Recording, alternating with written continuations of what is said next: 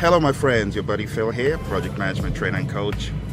It's a pleasure to be speaking to you today. I wanted to give you the backstory of the Praizion channel and my personal channel. And you might have seen my videos out there about project management, about leadership, and you might be wondering, what is this all about?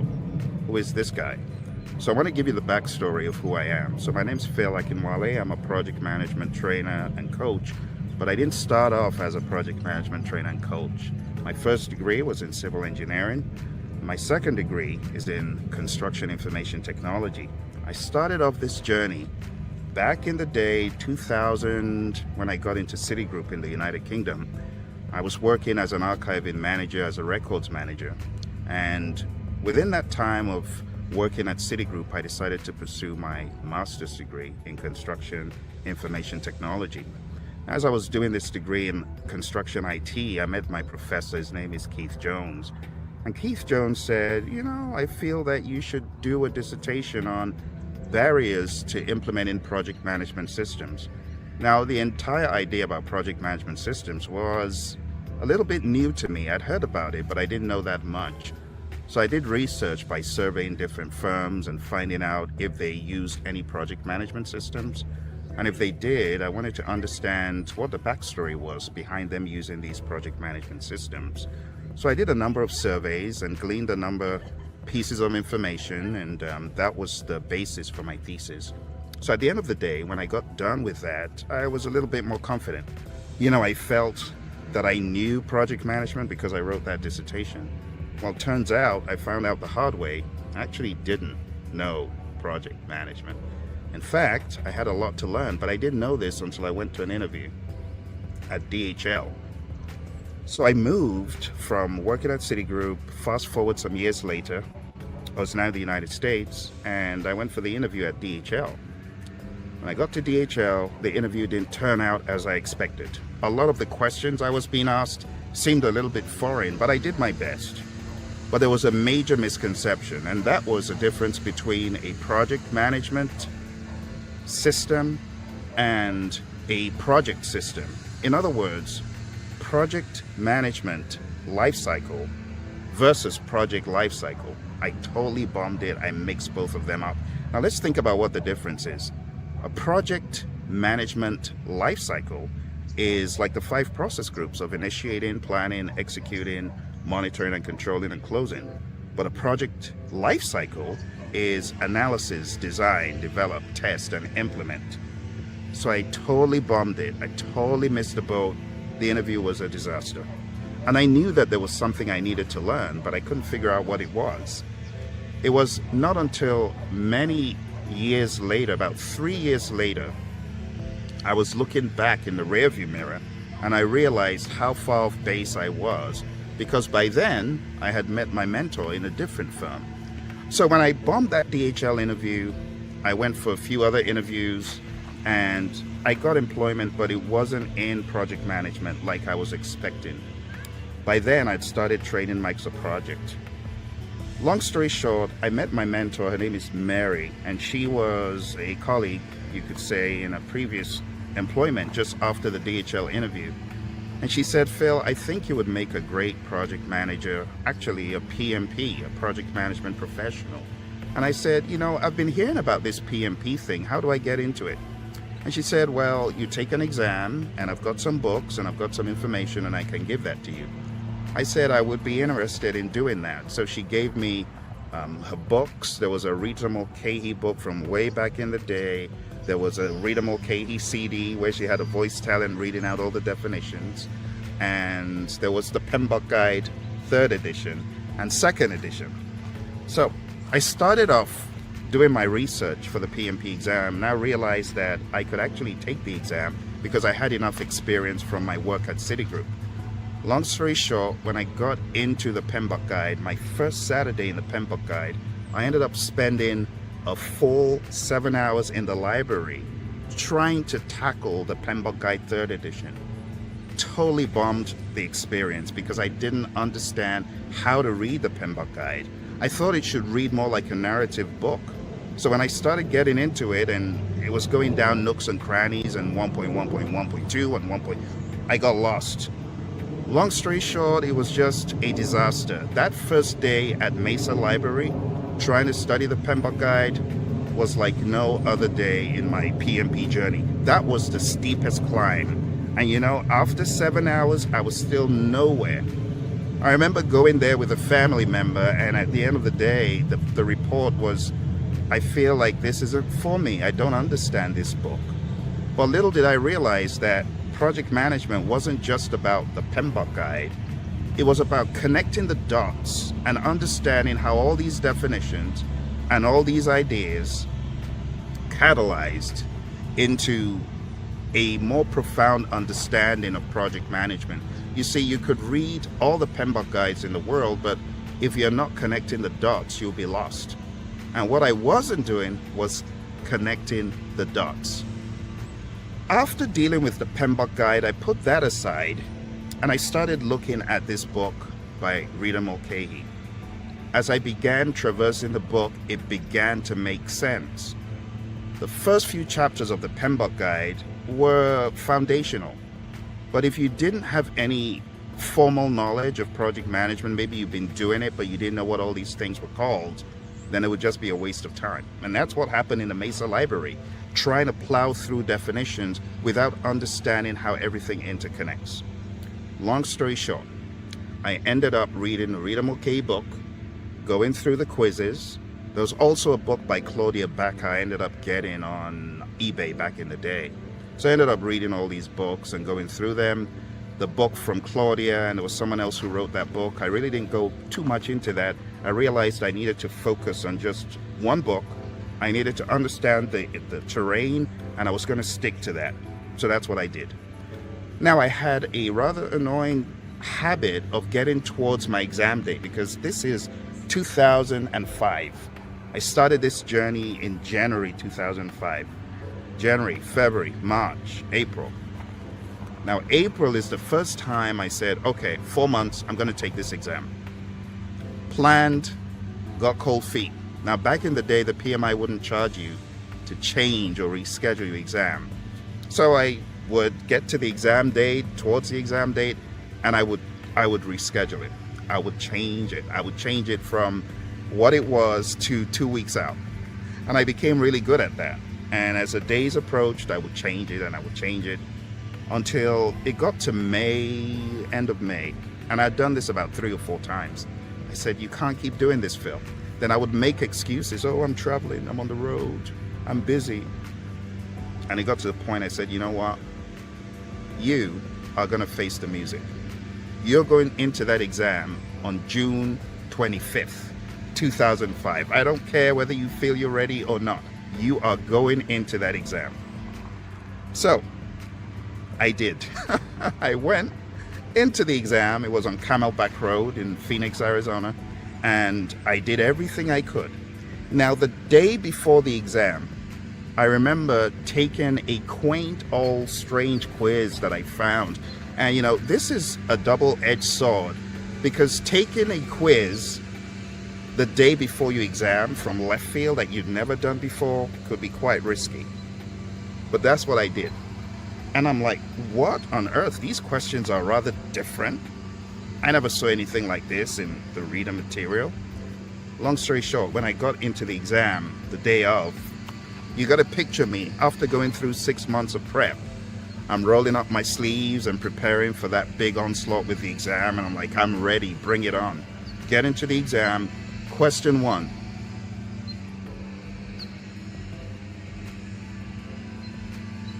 Crickets in my head. Nothing's connecting. Nothing's going off. Then question 2. Same thing. Crickets. Absolutely clueless. Question 3. 4. 5. By this time, I'm wondering, am I in the right exam? Am I really in the right place? Question 7, 8, 9, 10, 11, 12. No difference. There are few that I was able to guess, like an eeny, meeny, miny, mo thing, but I wasn't entirely sure if that was the right answer. Can you imagine going through 20 questions and not knowing if that is the right answer, but just keep plowing through? It's like going through quicksand. I got to question 20. Moment of truth. Reality sets in. You know what I'm thinking? I'm thinking, okay, this is it.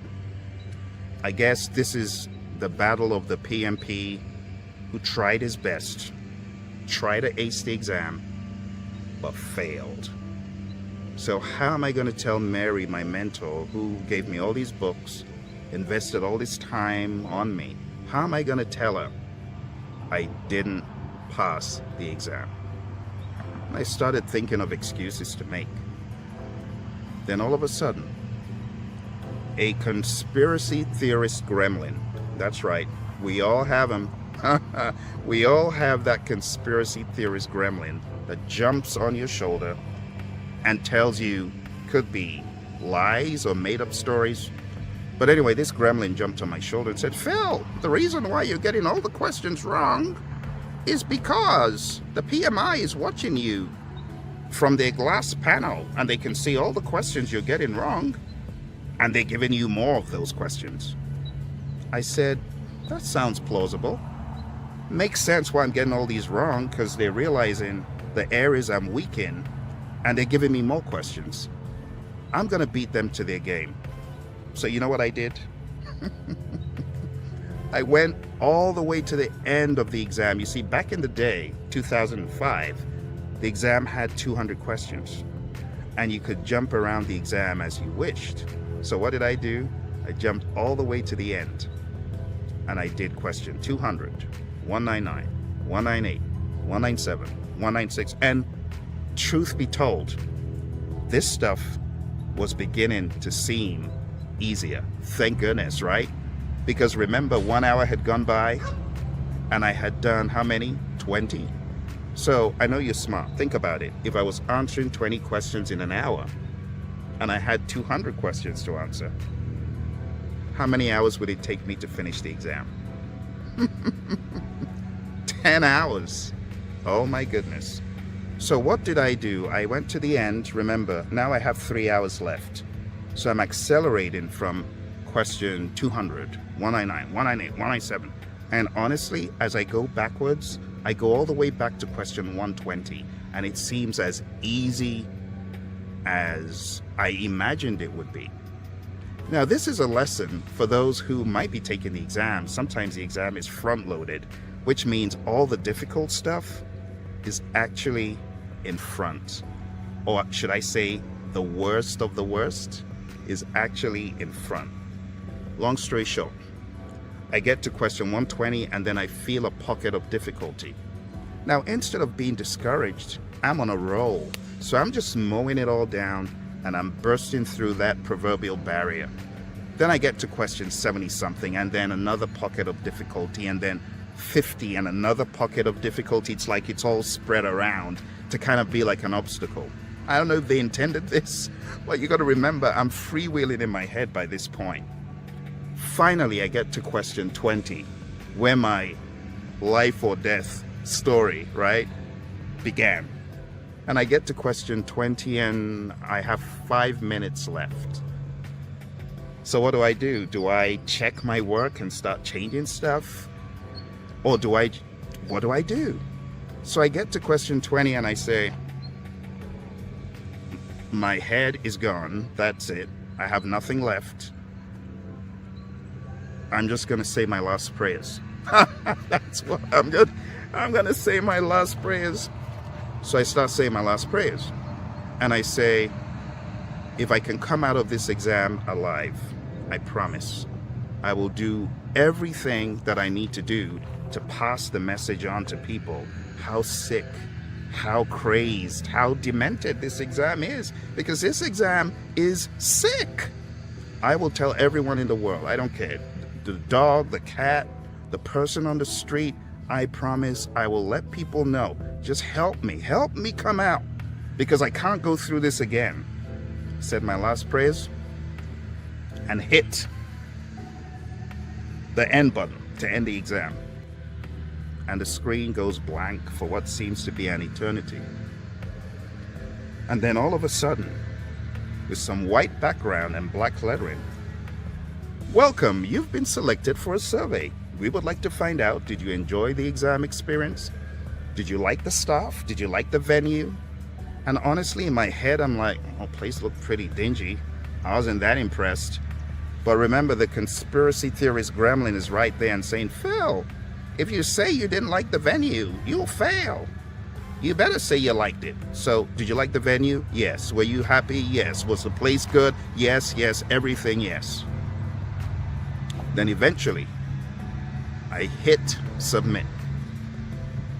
And then, in green, seemed like green text to me, to celebrate, you are now a PMP. Congratulations! Talk about the man who went for a hike in Colorado and got chased by a crazed bear. Barely had enough ammo to save himself and ran as far as his legs could carry him and as fast as his legs could carry him. That was me. So imagine when I got to the proctor in front and the proctor's like, oh, you actually did quite well. I'm like, yeah.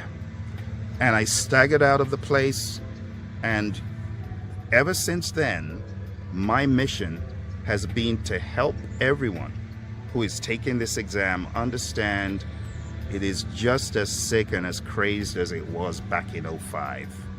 And that's why I'm on a mission to help anyone who wants to take and pass this exam. I have been through the entire path, and I know how to avoid the pits, the valleys, the real lowest of the lows, and that's what I aim to share on this channel. How to traverse the journey for PMP and beyond, because when I got certified, that was the beginning. The longer story is that after I got certified, my salary level went up. Looking at before I got certified to when I got certified, it went up 300% in a matter of months. Now let me give you the backstory and how it worked. Before I got certified, making somewhere in the high 40s. Started studying for PMP. Watch this. Added PMP to my resume. Salary level went up into the 70s. Got certified. Salary went up into the high hundreds. Just by affiliation alone, your salary level can increase. And when you get certified, the sky's the limit. So I got certified as a PMP, and I started working in a number of organizations that I could only dream of before getting certified. General Dynamics, I had a family member who worked there. Looked like a nice company. I wasn't getting any invitations until I got certified. Ended up working in General Dynamics within weeks on a huge, massive project. I will not disclose the details because it's confidential. But worked at General Dynamics, and that opened my mind up to the possibilities of aerospace, defense, and space, and so on. So I began to have my eye on Honeywell.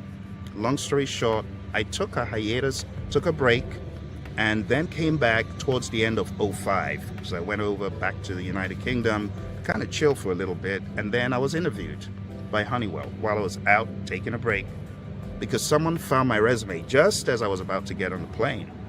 And they said, you make a good fit for this. What were they looking for? They were looking for an earned value management expert, someone who knew about earned value. I'm like, wow, I fit the bill. I know about earned value. I studied it for my exam. But they were going to ask me questions about an earned value management system and how to implement it. So what did I do? I started studying. I studied at Defense Acquisition University the ins and outs of pragmatic earned value and cost management. So when I got to the interview, I was already battle ready. And I gave them the entire story of how to implement an earned value management system.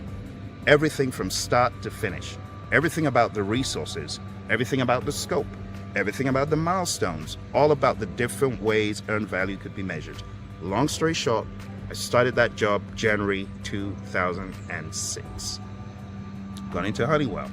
Started working as an earned value consultant.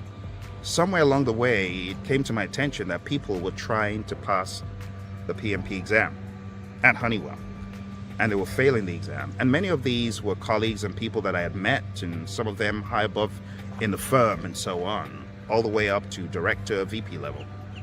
Long story short, I told my boss, hey, I think I can help these people because I studied like a maniac for my exam. This stuff is still in my head. How about I begin teaching them this stuff? And he said, oh, that sounds like a good idea. Let me talk to my boss. So my boss decides to talk to Mark, his boss. My boss is Jim. Jim talks to Mark, and Mark says, oh yeah, that'll be great. Where there's food, people show up. Why don't we make this like a bi-weekly thing? For the first session, we'll put some pizzas out there, and hopefully the people will show up. And my goodness, show up they did. My first session, the room was packed. That conference room at Airlane, if you know about Honeywell, the Airlane facility, we have a number of buildings there. I was in one of the buildings, and in that little conference room, that is where my next wave of career really started. Because even though I was a PMP, little did I know that those humble beginnings in that conference room at Honeywell would transform me into a project management and leadership coach on a world stage, training the likes of NASA and the FBI, spending a whole week with our men and women in uniform at Mildenhall, a place out there in the United Kingdom where our United States Air Force is. Also Fort Lee in Virginia. Spent a whole week training nothing but PMP. Spent time with the Department of Commerce people in DC and the Department of Transport people on the West Coast, and the list goes on. But little did I know that my humble beginnings at Honeywell, after I got certified, would take me on a global stage, helping people to know more about project management, get certified, and be the best version of themselves. And that's why my twofold passion is, one, help people know more about project management, help people understand about the PMP exam, but beyond that, the way to succeed in life was revealed to me by someone we call America's leadership guru. His name is John C. Maxwell. And I was fortunate to be introduced to John's work because he had come visiting our church once, and even though I missed that service, I was told, hey, there's this guy called John, and he wrote this book called The 360-Degree Leader. You should read it. So I got the 360-Degree Leader because a time came and I needed to train leadership. And I realized I really didn't know enough. I knew project management, but leadership was a different beast. I ended up joining John Maxwell's team. I was a founding member of the John Maxwell team back in 2011, thereabouts. Began to learn from John. Got challenged by John. Got challenged to actually write a book and put my name on it by John. Ended up doing that. And as time proceeded and as I went through John's enormous library of material, I began teaching this to firms. I began holding conferences in leadership. Eventually, I began reading more to the point that I felt I had my own spin on leadership for project management. So in 2021, as COVID was getting crazier, I decided I needed to launch a leadership platform to help project managers know more about leadership. So I founded the Project Leadership Institute. You can go to projectleadershipinstitute.com and learn more about the curricula that I teach to organizations and to an elite group of project managers who are PMP certified, and they are my inner circle, and we meet every week. We have a group that meets on Thursdays, we have a group that meets on Saturdays, and it's exclusive for those who are PMPs. So if you are a PMP and you want to know more about the programs, you can always put a comment below and I'll let you know when there are programs coming up or when there's availability to join. Because joining is very, very hard when we have so many people interested in the program. But we have auxiliary programs in what I call PM 360. And maybe you'll see a PM 360 pop up for either leadership or agile, or project management, or project management as it's applied to the real world. It will be a pleasure to have you on some of those. So stay tuned to the channel and you'll definitely get notified when those are available. But I ended up founding the Project Leadership Institute. John was very encouraging. He was our keynote speaker. And since 2021, we have grown in leaps and bounds. Since I got affiliated with John Maxwell, I've written over 40 books. And it was all because of leadership. And as John says, everything rises and falls on leadership. So growth in the professional world is twofold. You got your project management or whatever you studied, but the leadership piece is actually the more important one, because everything rises and falls on leadership. So I hope this backstory has given you a good idea of what the channel is about and what we do, what my team and I do. If you would like to know more, go on down to the Praizion website, praizion.com, or you could just email support@praizion.com. I visit organizations worldwide, training, coaching them in project management, in leadership, in Agile. And the story about Agile, that's for another day. I look forward to having a conversation with you again. If you got any questions whatsoever, please put them in the comments below. And I look forward to seeing you again on this channel. Like, subscribe, share, follow me on LinkedIn. I also post on LinkedIn, and I do a lot of LinkedIn Lives. Thank you very much. I'll talk to you soon.